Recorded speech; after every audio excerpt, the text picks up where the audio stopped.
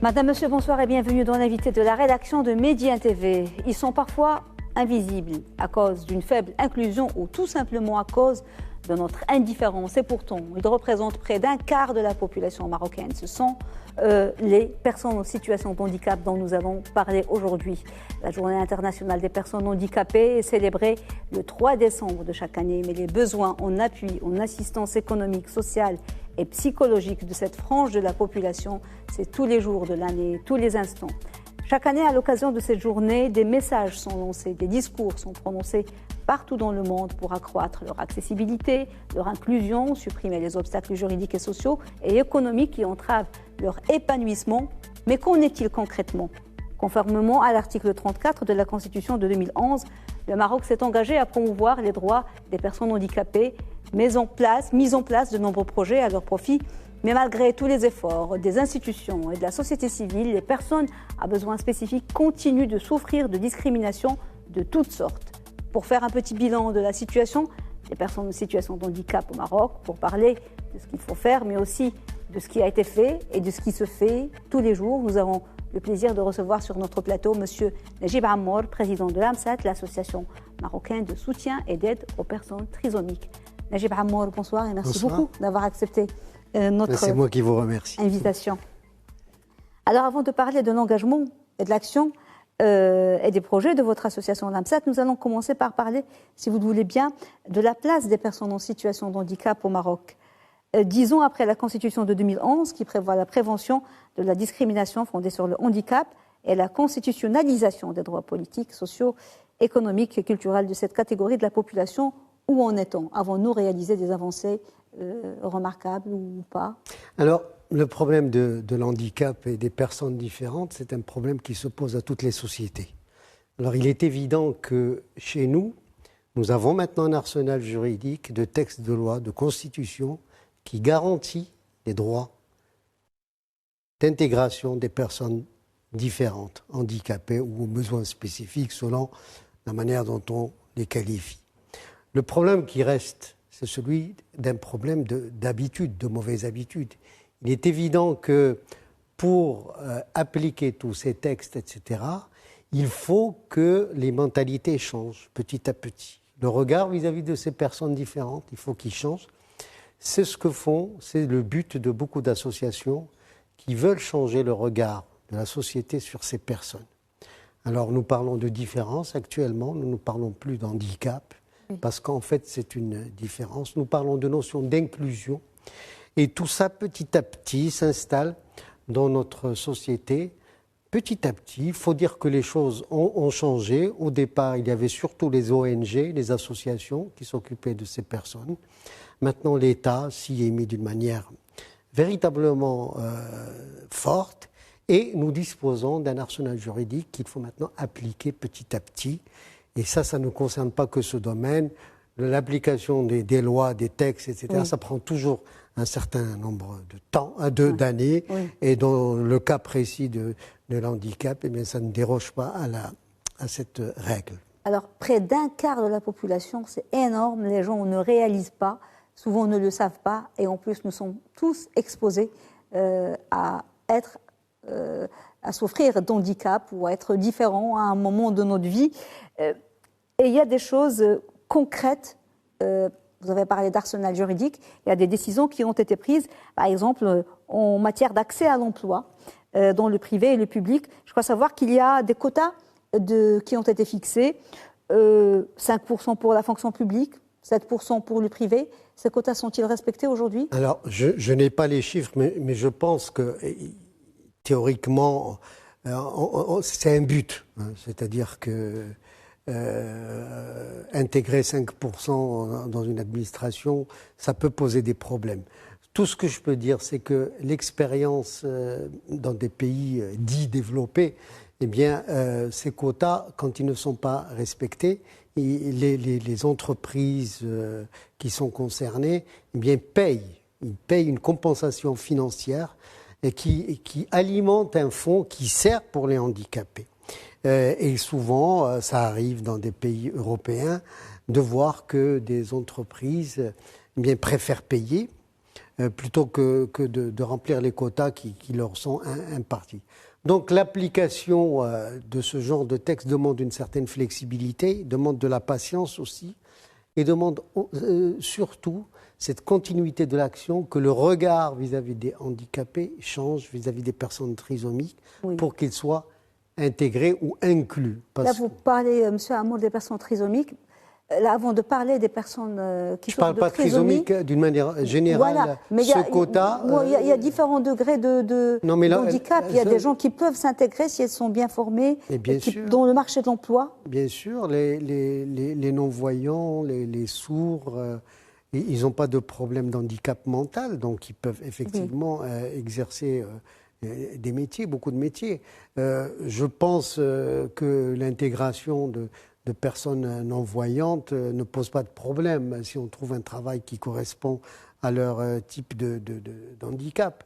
Maintenant, effectivement, pour le reste, il y a aussi un effort que doivent faire les entreprises pour inclure ces personnes. C'est-à-dire que, je vais vous donner un exemple, si par exemple quelqu'un travaille dans une chocolaterie, si une personne ordinaire peut remplir 4 boîtes de chocolat par heure, eh bien, une personne différente handicapée, on ne va pas lui demander de faire 4 boîtes, on va lui demander de faire une boîte.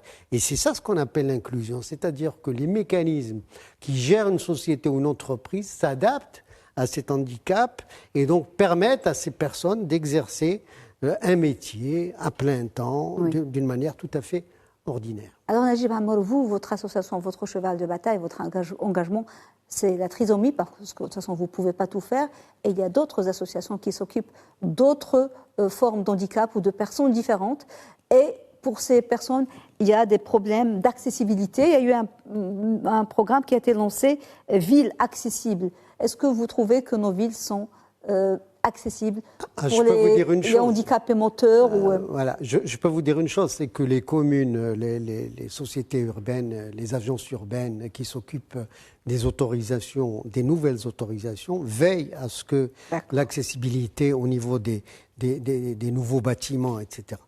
Mais le problème, c'est que cette obligation est venue alors que le Maroc est déjà construit. Donc, pour reprendre toutes ces anciennes... tous ces anciens bâtiments qu'il faut adapter avec des passages réservés aux gens dont la motricité n'est pas évidente, eh bien ça prend du temps. Oui. Mais le problème, c'est qu'il y a une espèce de continuité qui relève de la responsabilité des communes, des agences urbaines et d'un suivi, parce qu'effectivement, il est plus facile d'imposer des normes à quelqu'un qui va construire, qui a un projet foncier, plutôt qu'à quelqu'un qui a une bâtisse qui existe depuis 50 ou 60 ans. Oui. Donc c'est ça la problématique. Tout ça pour vous dire qu'il y a la volonté, mais les réalisations obéissent à des exigences quelquefois difficiles à réaliser. Alors il y a un volet très important qui concerne toutes les personnes différentes, on va dire différentes, que ce soit atteintes de trisomie ou d'autres différences. C'est celui de la formation et de la scolarisation. Lancé en 2019, il y avait un programme national au profit des enfants en situation de handicap qui avait l'ambition d'atteindre 100% de scolarisation à l'horizon 2007-2008. Alors, en 2 ans, ils ont réussi à couvrir 20%. Comment jugez-vous ce taux? Peut-on déjà évaluer ce programme ou où il est encore tôt pour le faire? Je vais vous dire, nous avons été... En tout cas pour les enfants différents dont vous vous occupez. Je vais vous dire, nous avons été la première association dans les années 90 à créer, avec le ministère de l'Enseignement, des classes intégrées. 2 classes intégrées à l'Agdal à Rabat. Il ne suffit pas de décider de créer des classes et de commencer à ouvrir des classes et recevoir des enfants handicapés. Il est très important d'encadrer la création de ces classes, de former les instituteurs qui vont s'occuper de ces enfants et de les accompagner. Alors c'est cela où le bas blesse. Les bâtiments ne manquent pas, les écoles ne manquent pas, mais les structures qui vont accompagner ces classes dites intégrées, eh bien, manquent un petit peu. Nous avons au niveau de notre association une personne qui est dédiée à aller vers ces classes lorsqu'on est sollicité, pour parler aux instituteurs, pour parler aux responsables de ces écoles, pour que ces classes puissent réussir. Et je voudrais simplement dire un petit mot concernant les classes intégrées.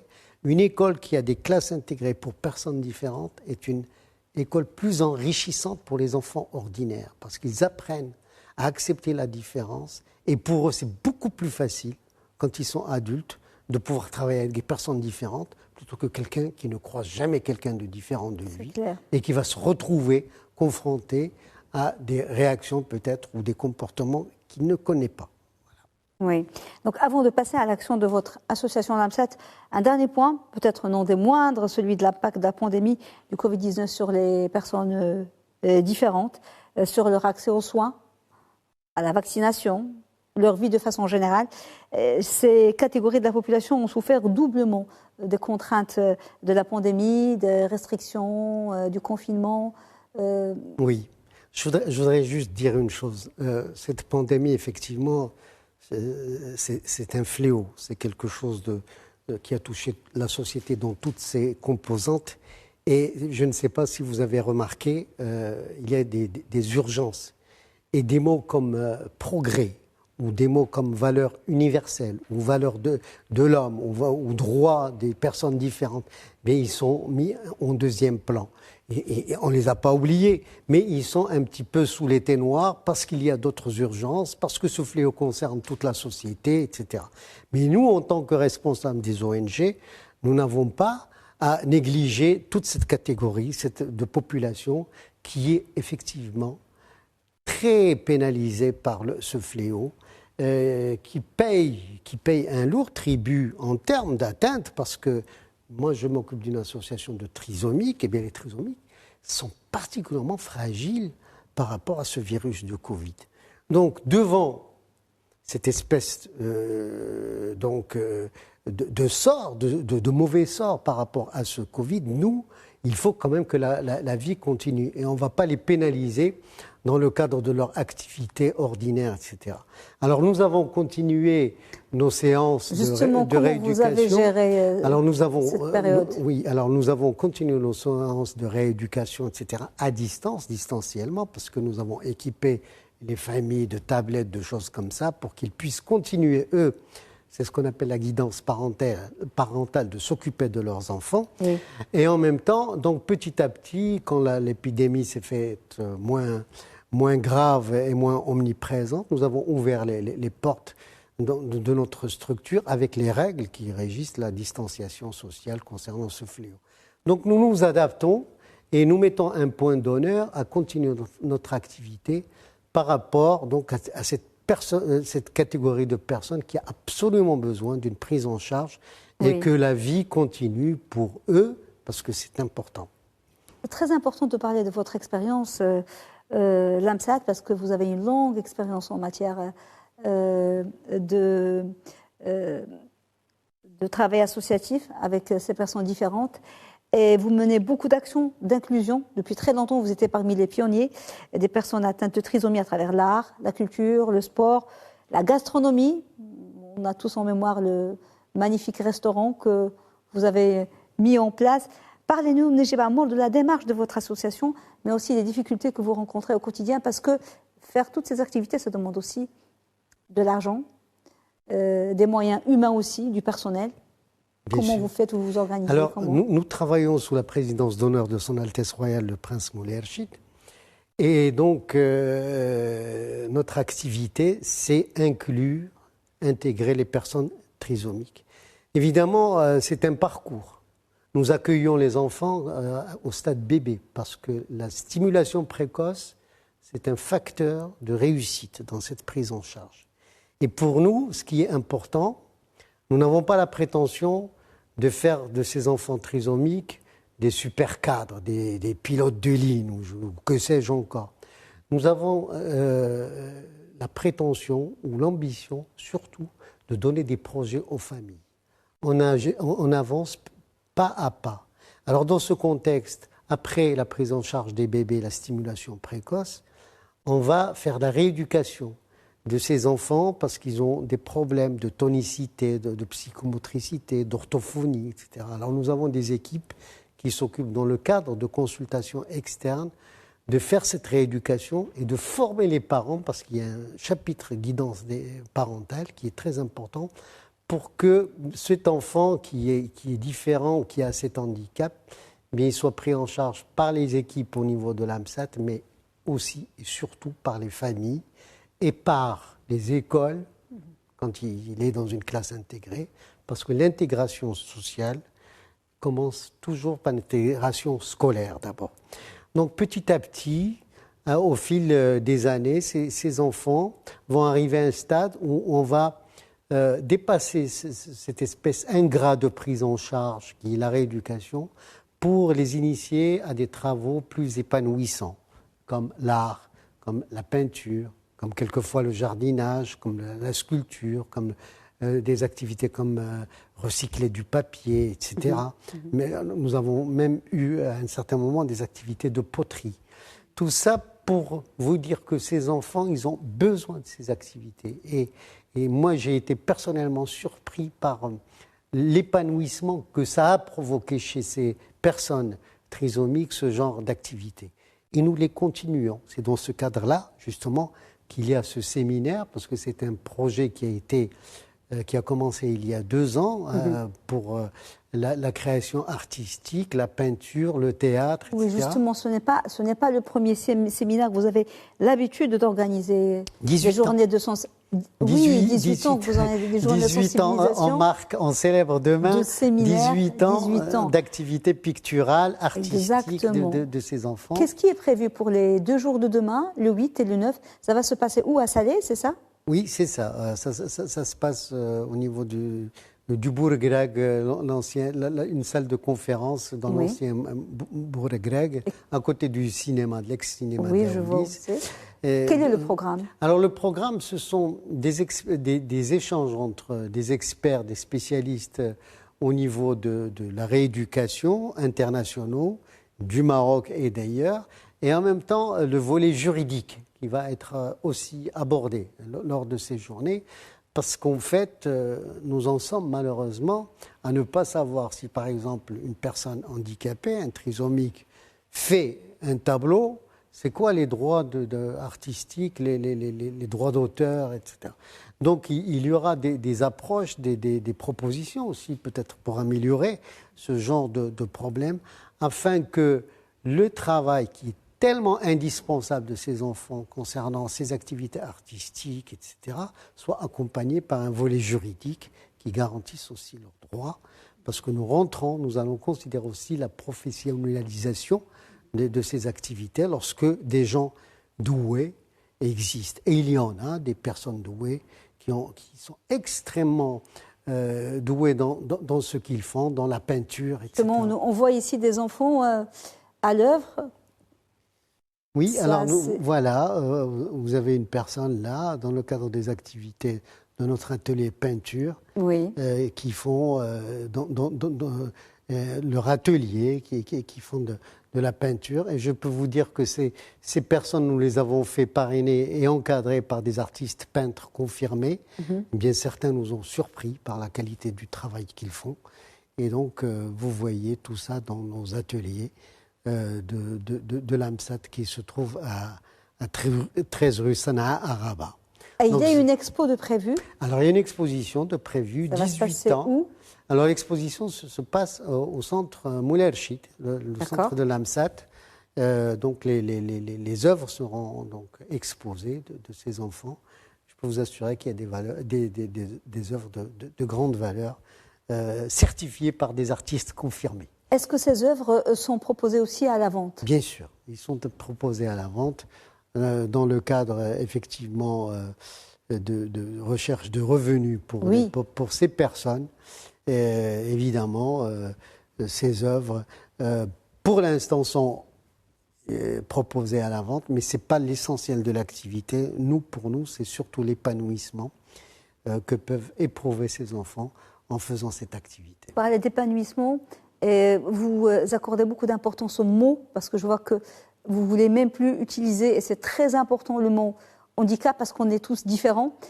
Et pour les enfants différents atteints de trisomie, il y avait des appellations très stigmatisante qu'on ne va pas dire aujourd'hui, surtout pas, mais est-ce que vous pensez que la société a commencé à changer et qu'il faut commencer par ça aussi les appeler différemment, dire différents, parce que nous sommes tous différents, c'est très important, les mots ont leur poids. Bien sûr, et je voudrais dire simplement, dans la tradition, les enfants trisomiques, dans la tradition positive, j'entends pas dans le mauvais regard des gens, c'était des gens qui étaient qualifiés de gens apportant la baraka. Ils sont, les personnes trisomiques, ils sont très appréciés dans leur famille. Et je peux vous dire qu'ils ont une capacité de capter tout ce qui est sentimental, émotion, elle est supérieure à la normale. Ce qui fait que ce sont des personnes très attachantes et quelquefois nous voyons des parents très affectueuses et très attachantes. Très attachantes, des parents tellement attachés à leur gosse qu'ils ont un problème inverse, que cette personne trisomique devient le centre de la famille. Et quelquefois, il ne faut pas oublier les autres qui sont ordinaires, parce qu'il y a d'autres souffrances qui peuvent être générées. Mais ça, c'est un autre problème que je ne voudrais pas aborder ici. Mais c'est très important de dire que ces personnes sont attachantes et que finalement, lorsqu'elles arrivent, c'est un drame dans les familles, mais petit à petit, elles font leur place, ces personnes, et on dit qu'elles sont thérapeutiques. Et il n'y a pas de meilleure thérapie que pour les familles que de s'occuper de leurs gosses. Et c'est le projet que nous leur donnons, que nous leur proposons dans le cadre de nos valeurs, les valeurs qui régissent notre association. Ce qui est au début perçu comme un drame devient une véritable bénédiction pour ces familles. Oui, absolument. Alors votre association a été plusieurs fois primée au niveau national et international pour son action, ou à travers des membres qui se sont distingués, qui ont dépassé leur handicap et qui ont réalisé des choses que même les gens qui n'ont pas d'handicap ne peuvent pas réaliser. On l'a vu à plusieurs fois. Concours de cuisine. Jeux paralympiques, des médailles d'or. Absolument. Nous avons des médaillés d'or. Ils ont gagné des grands concours de cuisine pour les personnes différentes en Europe. Il y en a qui font des écoles supérieures. Moi, je connais une fille différente, atteinte d'autisme, qui fait, je crois, une école de médecine ou de commerce, qui a eu son baccalauréat. Oui, mais vous savez, je vais vous dire une chose. Ce genre de performance, c'est très important pour nous. Mais nous devons nous centrer sur une activité ordinaire. Oui. Comme pour les personnes ordinaires, tout le monde ne peut pas être champion. Exactement. Donc, nous nous occupons des personnes pour que leur vie soit une vie de routine. Alors, je sais très bien que le terme routine est péjoratif, mais lorsque vous parlez d'une personne handicapée dans une famille et que vous dites que cette famille a une vie routinière, vous êtes dans le positif. Tout ça pour vous dire que la relativité des choses par rapport à des personnes différentes, c'est quelque chose de très important. Une vie de routine et une vie digne, qu'elles vivent dans la dignité. Bien sûr, dignité. Très brièvement, Monsieur Hammour, de quoi vous êtes le plus fier aujourd'hui?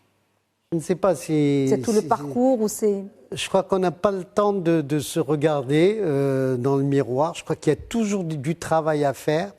Évidemment, je pense objectivement que notre association a acquis une espèce de capital de savoir-faire qui est énorme parce que nous avons grandi avec notre association. Et le problème, c'est que cette action continue et que le témoin soit passé à d'autres personnes qui doivent continuer cette action parce que chez nous, au Maroc, nous avons encore des trisomiques, beaucoup de trisomiques, une naissance sur 600 encore. Oui. Alors que ça, c'est juste une parenthèse. En Europe, avec les diagnostics intra-utéraux, ça a baissé. Ils sont en train de baisser drastiquement. Et les trisomiques qu'ils ont, ils ont d'autres problèmes. Ils sont seuls. On n'arrive pas à avoir... mais ça, c'est un autre problème que nous n'allons pas aborder. Mais chez nous, la solidarité reste à l'ordre du jour. Merci beaucoup, Najib Hammour, d'avoir été avec nous. Je rappelle que vous êtes président de l'AMSAT, l'association marocaine de soutien et d'aide aux personnes trisomiques. Merci, monsieur. Merci à vous. Madame, monsieur, merci beaucoup de nous avoir suivis. Excellente suite des programmes sur Média TV. Très belle soirée.